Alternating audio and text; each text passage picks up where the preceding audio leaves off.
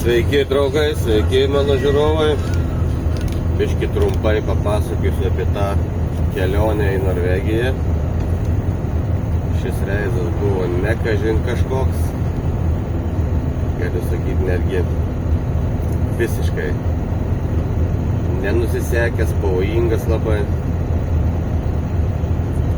Ir tai prasidėjo nuo pirmos dienos man. Skuode užsikroviau ekskavatorių, nuvežiau į Kuršėnus. Ir pirmadienį sako, turi būti Vilniuje pasikrovime. Okei.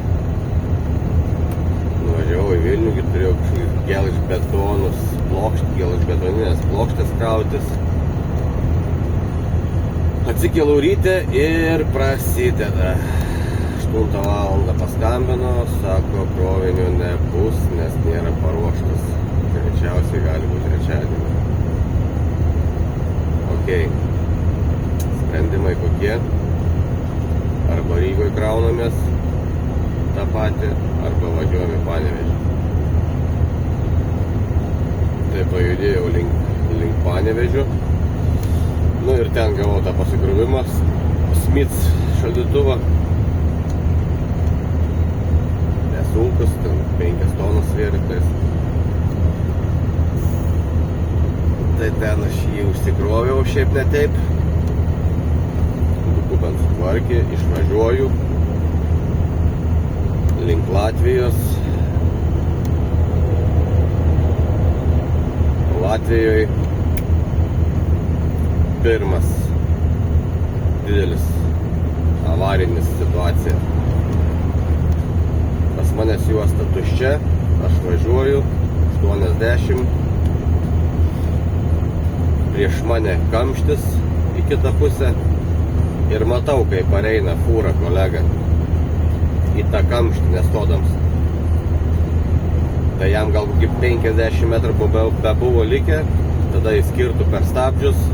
Jau matau, kad viskas čiuožia, dūmai, galva jo laksto pirmin atgal ir nežinau, ar įsigriovė jis. Aš pradėjau stabdyti, aš artėjau dar daugiau stabdyti. Ir jis man paskutinės metrus su visa fūra prieš eismą, prieš mane kaktomuša.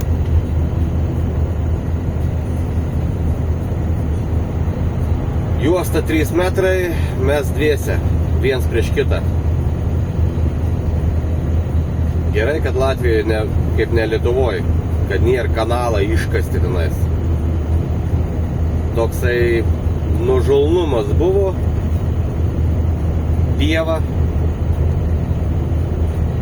Tai įsivaizduokit, mes prasilenkėm.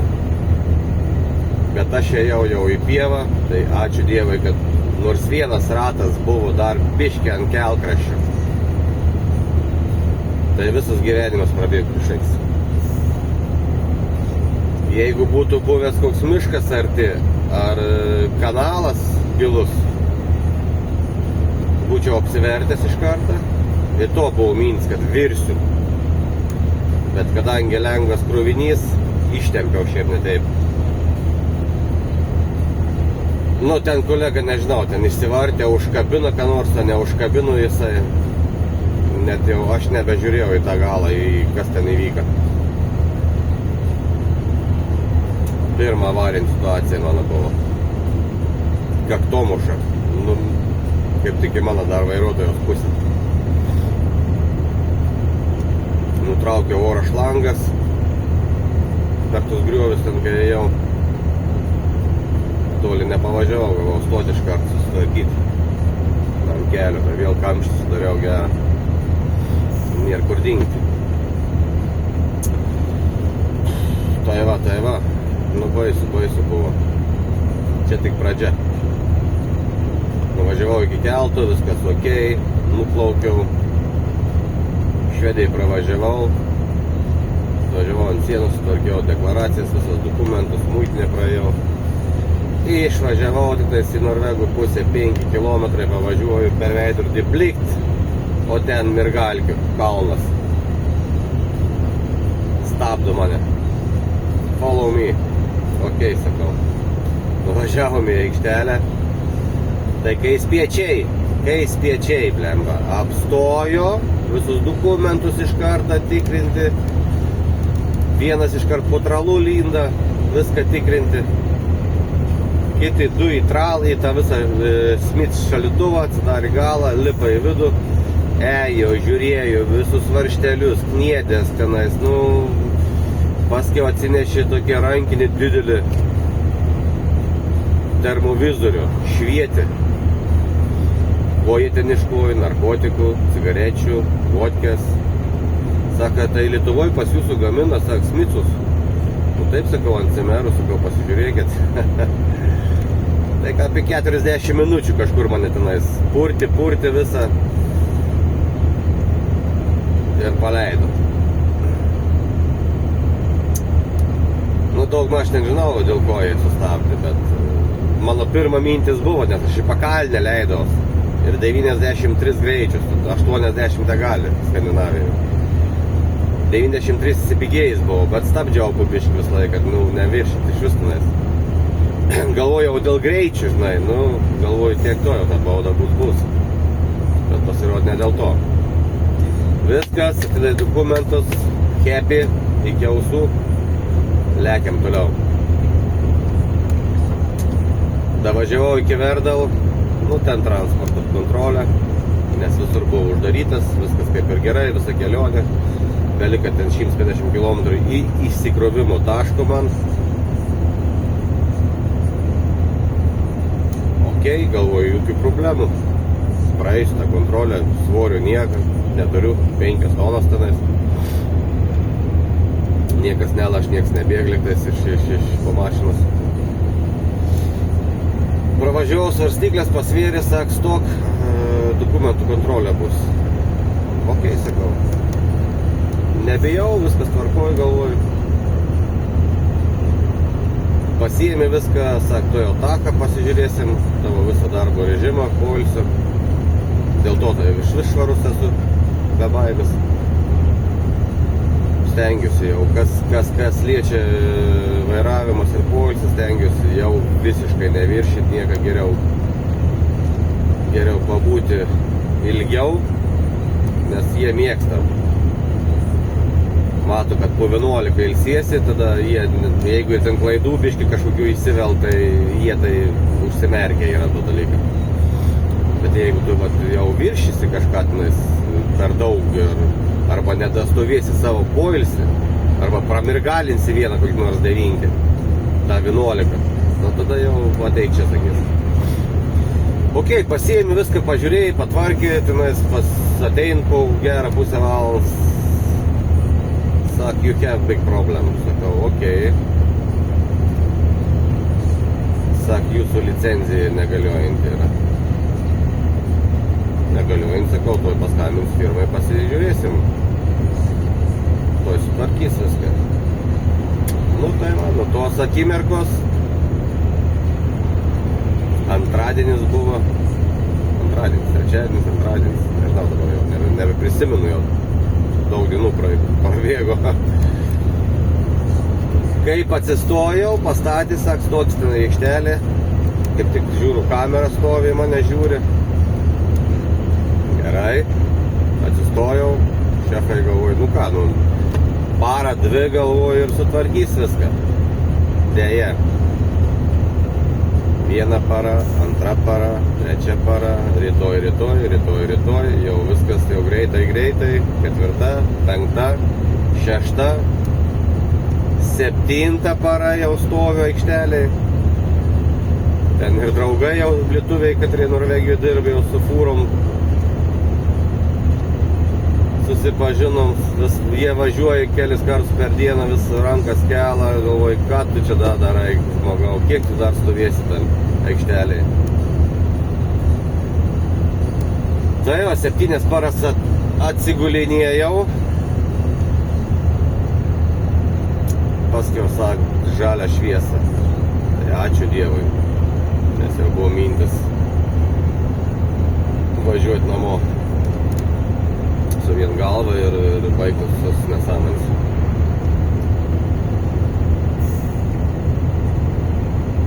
Kas čia policijos pilna kontrolė? Ne.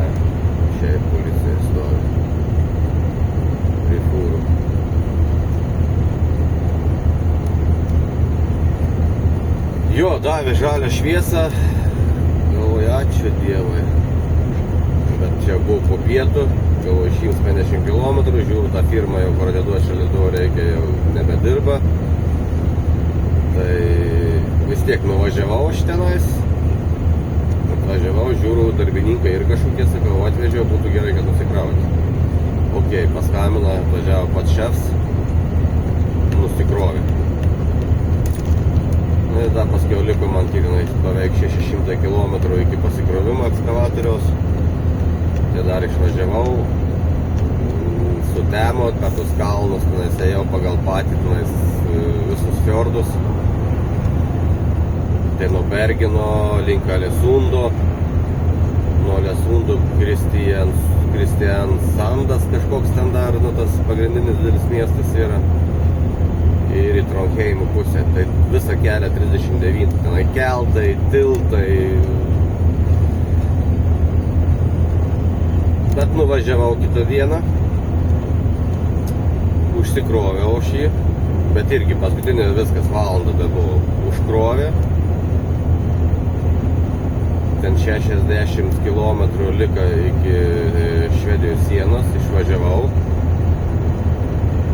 Vakare galvoju, transporto nėra, jau vakaras, po 5. Aš taip galvojau. Pačios kontrolės nebuvo, viskas sudaryta, bet autobusiukai šmirinėjo.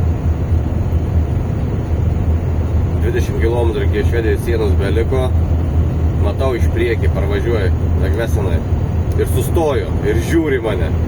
Nes kadangi mano 3 metrai 20 plotis Norvegijoje, jau čia palydas reikia. O aš be palydas. Bet čia 60 km, visą laiką galvoju, nebus. Ten viskas bus ok, žinai, niekas nesustabdys manis. Tiek to. Važiuoju prie Švedijos sienos į aikštelę, nes viskas jau tamsu. Eina aplink tralą. Blemba, žiūriu 2 padangas, ant 2 ašių 2 padangas. Tai jeigu žiūrint nuo galo tralo, yra vairavimasis, pirmasis, paskui 2 ir 3 ašis eina. Tai tos 2 ir 3, 2 padangus žiūriu minkštus labai, kažkaip keista. Pasimėjau patkačkę, uždedu, blemba, žiūriu, oro yra, normaliai, ok. Kits variants, tikrint vidinės padangas. Pažiūriu, kad jos nusimontavus man nuo zvano jau. 1, 2 žiūriu, irgi nusimontavus. Oi, galvoju, dar geriau. Ant tralo 30 tonų yra uždėta man ekskavatorius. Dankratas 10 tonų pas manęs tai yra. Šefai skambinu, 1, 2, ką darom? Ai, čia nieko, servis. Važiuos kas nors, ar davažiuos iki servizą. Ryte skambutis nieką nerandam. Kad būtum nepasikrovęs, tai jo. Bet kadangi pasikrovęs, esi tokį svorį. Aš galvoju, nieko aš nebelauksiu. Eikit velniok, kiek aš dar čia stovėsiu. Lyja, lietus, +5, +6 tik šilumos, lietus ledinis. Ką galvoju, reikia eiti kažką bandyti daryti pačiam, nes čia ilgai ir nuobodžiai reikės laukti, kol čia kažką suras.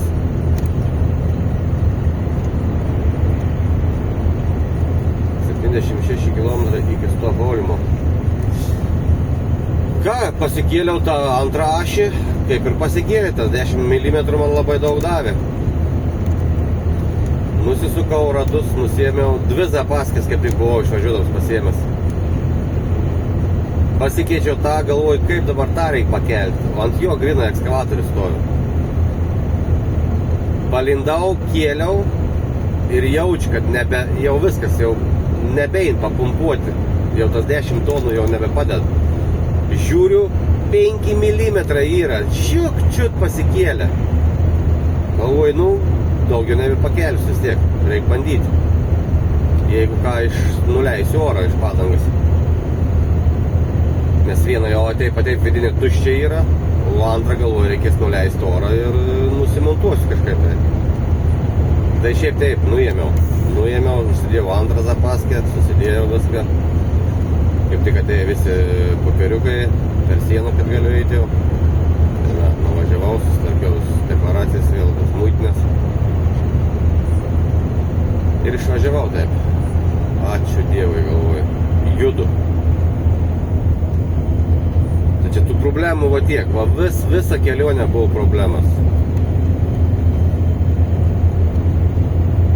Be to dar briedis. Norvegijoje vienas briedis išėjo ant kelią. Biškį tik tai pristabdžiau. Nes kas blogiausia, kai jie išeina ant kelią vidurį ir stovi ten 500 kg toks pikas. Biškį čiut pristabdžiau, jisai sugalvojo, kad reikia nueiti toliau.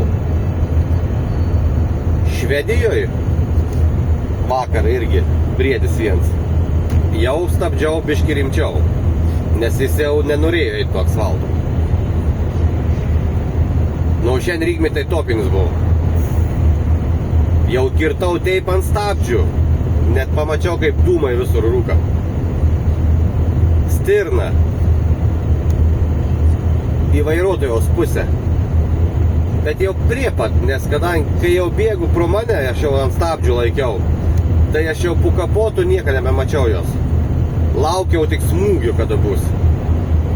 Nežinau, tikriausiai praėjo, gal tais per tą mažą uodegytę kliuvo jai. Nes, nepajutau didelį smūgį iš vis. Bet turėjau biškį baimės, nes galvojau, jau dabar dėsiu aš į šalia nuo vaizdą. Bet gerai, kas stirnutė, greita. O, tai va tokia kelionė, vienu žodžiu. Dar iki kelto 130 km ir dar nuo kelto iki Skodo bus dar 200 km. Tai aš tikiuosi, meldžiuosi netgi, kad be jokių nesąmonių be jau būtų. Dabar per Stokholmą išvažiuoti svarbiausia visą miestą. Ir ten jau 50 km iki kelto belieka. Ir viskas. Nes 3,20 m plotis pas manęs. Tai biški yra. Tai va, kaip sakant, tokia kelionė mano. Tokia mano kelionė. Ne kažką. Būna gerų, bet dabar pati blogiausia kelionė buvo. Ir labai ilga jau eina.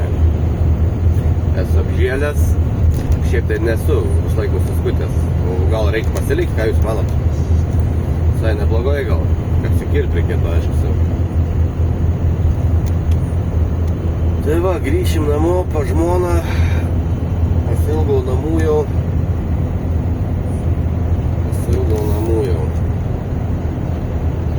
Čia jau antrą savaitę. Rytoj įsikeliu, skaityk, šiandien yra 9:30 vakaro keltas iš Nynežgamo į Ventspilį. Ir viskas, būsim namie. Jėga.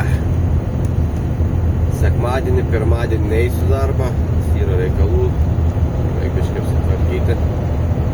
Save biškai reikia apsikirpti, susitvarkyti, kad namuose biškai reikalų turiu.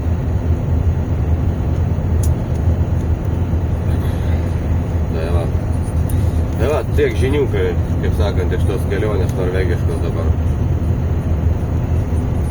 Šiandien ryte, šiandien Norvegijoje, tai Švedijoje, atsiprašau, 0 laipsnių buvo. Iki 10 valandos buvo 0, tai visur balta, gražu. Asfaltas, aišku, sausas. Bet šalčia jau pareina. Norvegijoje jau į sniegą biškai davė per tą štormą, kur čia buvo. Tai va, tiek žinių. Toks tas mūsų furistų darbas, kaip sakant, ir niekados nieko negali nuplanuoti. Šiaip reisas trunka 6 dienas, o dabar 2 savaitės. Žiauru. Tai va, kągi, iki, draugai mano myli.